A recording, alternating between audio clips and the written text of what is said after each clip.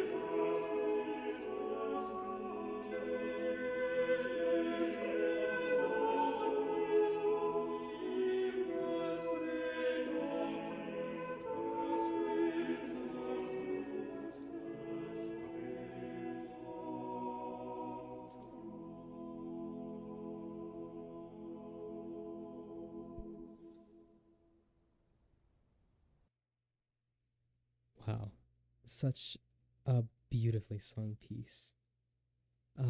Some of the largest shifts you'll see from traditional Catholicism is that this song is sung in English, reflecting the Anglican split from the Catholic Church both in doctrine and in language.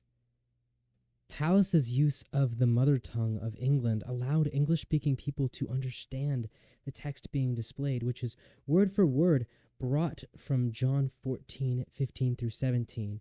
If ye love me, keep my commandments, and I will pray the Father, and he shall give you another comforter, that he may abide in you forever, even the Spirit of truth. This reading of Scripture in the language that the audience spoke was a reflection of the Protestant leadership throughout the royal family at the time. King Edward VI and his predecessor, King Henry VIII, and their constituents in Protestantism were abandoning the elaborate hymns of tradition and opting for something that would have had meaning, impact, and clarity on their audience. Under Protestant leadership, simplicity in worship was emphasized, with music becoming a tool to communicate the gospel clearly. Tallis had to compose in line with the will of the king or be banished or even killed. As a result, he sought to portray the church's teachings and messages with clarity while maintaining the beauty that he believed music deserved. Let's talk about some dynamics. Dynamics had not yet been invented or widely spread as we know them today, with things like pianissimo, piano, mezzo forte, forte, fortissimo. These didn't exist yet. However, it is largely understood that there were changes in emphasis on different words in the piece, and others like it at the time. These are one of the earliest versions of a thing called word painting. This is a way of showing the emotion of a spoken word through the melody sung over it.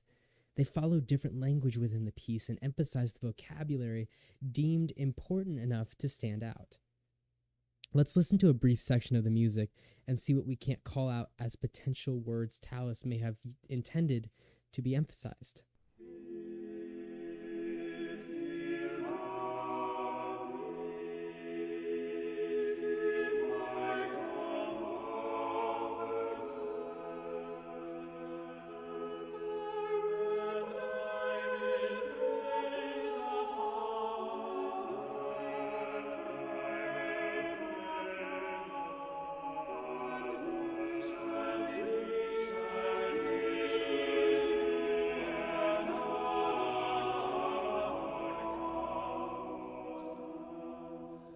The words that I see being emphasized through the text here are love, commandments, pray, Father, give.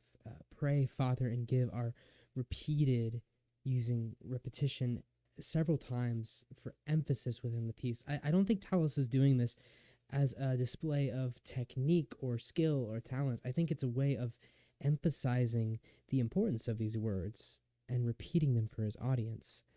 The words another and comforter are also emphasized, concluding the sentence Tallis is echoing from the Apostle John.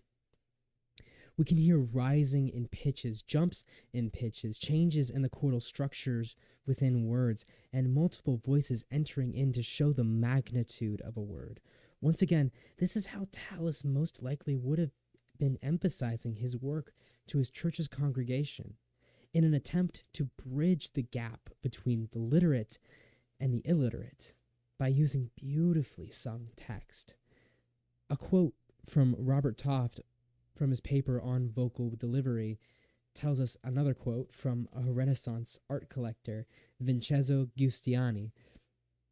It goes something like this: by moderating and increasing their voices, forte or piano, diminishing or swelling, according to what suited the piece, now with dragging, now with stopping, accompanied by a gentle sigh, now continuing with long passages, well joined or separated, that is, legato or detached. Now groups, now leaps, now with long trills, now with short. And again, with sweet running passages sung softly, to which one unexpectedly heard an echo answer. And then ahead in the passage slightly. And with their enunciation, they made the words clear in such a way that one could hear even the last syllable of every word, which was never interrupted or suppressed by passages and other embellishments. This was a quote from another piece. It's not intended to be about this specific piece, but I believe it applies quite aptly to both Tallis's piece and other works at the time, as the Reformation was changing the way music was sung. In earlier periods, like the Middle Ages, there was very little variation. In later periods, like the Baroque and Romantic, we see increasingly blatant variation through word painting, following text, and even up into the present day, where it's so obvious. But this piece, however, was among the first to use it as a method of conveying emotion, conveying the magnitude of certain words, to clarify their significance and importance.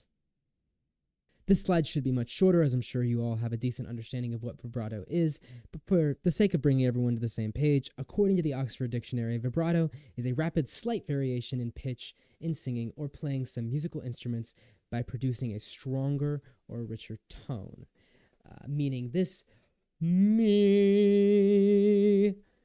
is a note with a lot of vibrato, and this me is a note with less vibrato. I haven't sung in choral settings in so long, so I'm sure everyone listening just silently corrected about 15 things about the way I just sung those two notes. But my point should be made regardless. I'm telling you this not because I wanted to show off my beautiful instrument of a voice, but because in Tallis's piece, there is hardly any vibrato in the original version. Once again, this is done so that he can emphasize clarity within his piece and its text over his display of technical ability. Here's a fun little Easter egg for people that know this movie. In the movie Whiplash, you see the man on the right being what I would call abusive to the man on the left and telling him to find the right tempo. Great segue. We're going to be talking about pacing right now. We have to consider aspects of this piece that have nothing to do with the text itself, but rather the speed at which the text is sung. This piece is sung almost conversationally. It is at a pace which is just a step down from normal discussion, almost as if a man were delivering a fairly serious monologue at the same tempo. What if we were to slow it down? I really believe Tallis intended this piece to be at a moderate pace, and I think that slowing it down made it less comprehensible and may draw attention from the audience to the sonorous voices rather than to the text, which is the emphasis here. And what if we were to speed it up? I think that increasing the pace of the song, its vivacity, its playfulness, would undermine the intention of the piece and make the text less digestible, less serious to the common church attendee. It's odd how I haven't mentioned any instruments in this piece so far, right? I mean, this is the Renaissance. It's a time of both creativity with vocal innovation and instrumentational innovation. This piece, however, is traditionally early Anglican. The early Anglican church would have had no musical accompaniment in their pieces, though later this piece is played with organs or with an instrument to help the musicians set their tuning. At this time, it was sung with nothing but the choir. As an additional note, there would not have been a conductor. Musicians were simply expected to know their pieces by heart and remain in tempo with one another.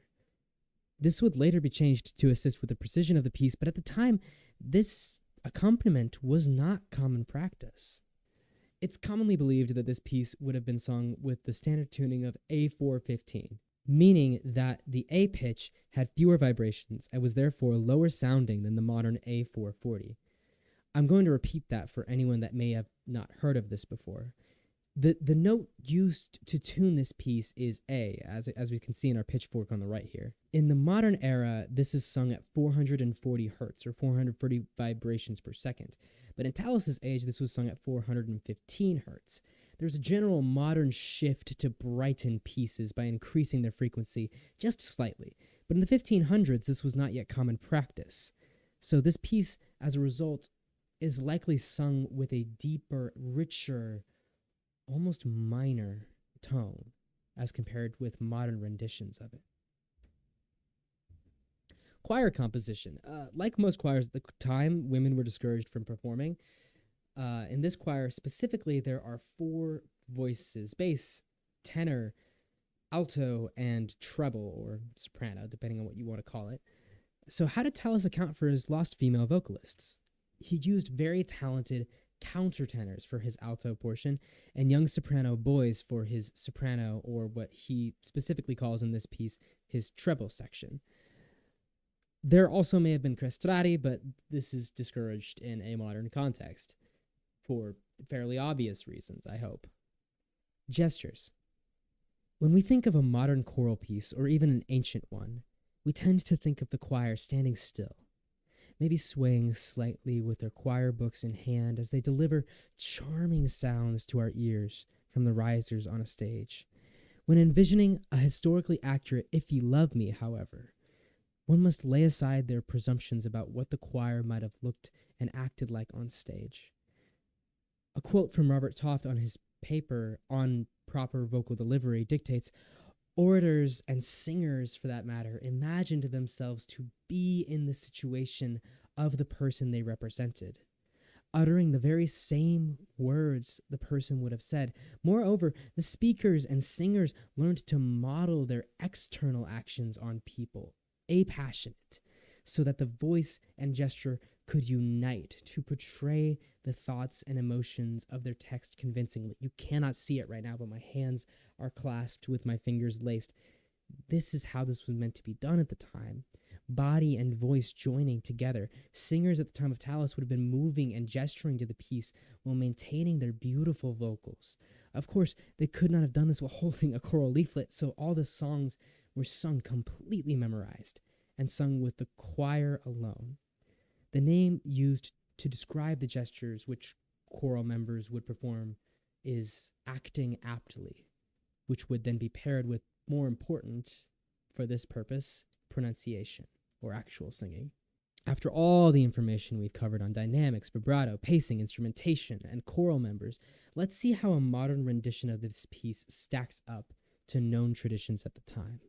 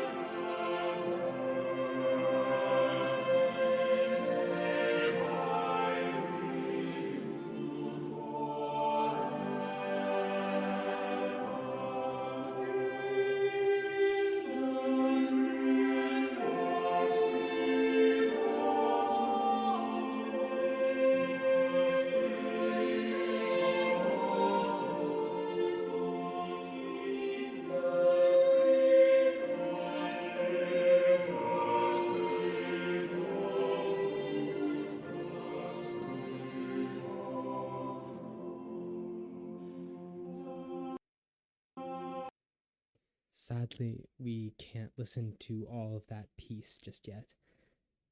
It is gorgeous, though. Before I tell you all the ways this piece is not historically accurate, I want to emphasize something. This piece is still beautiful. It still portrays the love and affection that I believe Tallis had for his art and the ingenuity and changes taking place in music at the time. It is by no means a bad piece. With that in mind, let's discuss where it differs from the historically accurate scene that we have painted together. Starting off, we have more polyphony, more melisma than we do in Tallis's piece. A little bit less clarity. And the choir composition is quite obvious. You saw several female vocalists singing along. It's definitely a slower tempo. If you compare both of these pieces, it's much more obvious. The original is about a minute quicker than this version. The original is about 2 minutes. This one's about 3 minutes. This one's sung at A440, again, something you can hear very clearly when you put them beside each other. The use of choral books and a conductor are blatantly different. Of course, the choir members cannot gesture the way original works would have in that time because they're holding these choral books, because they are so rigid in their posture and their gesturing, which is a total modern innovation. Hi. I thought I'd come back to say hi at the end of the video and walk you through the last thing that we have here. Just to conclude, If Ye Love Me stands as a profound example of English Reformation music. It exemplifies the aims of the church to increase clarity while maintaining beauty. And it can do both of these things in the modern day without being historically accurate. However, understanding the historical context, style, and performance practices brings this piece to life in a timeless fashion that honors the way that it was originally intended to be heard. The richness of its tuning, the structure of an all male choir, the lack of instrumental accompaniment, a smooth, steady pacing which encourages the listener's comprehension, pure, clear tones, and the word painting and the gesturing all culminate in this representation of a piece as it would have been originally heard. Once this video is finished, I just want to encourage you, go listen to it. Pull up the lyrics in front of you and let the piece wash over you one more time. It's been a pleasure to step back in time with you and to have this piece grace my ears with the same tones that may have graced King Edward VI so many years ago.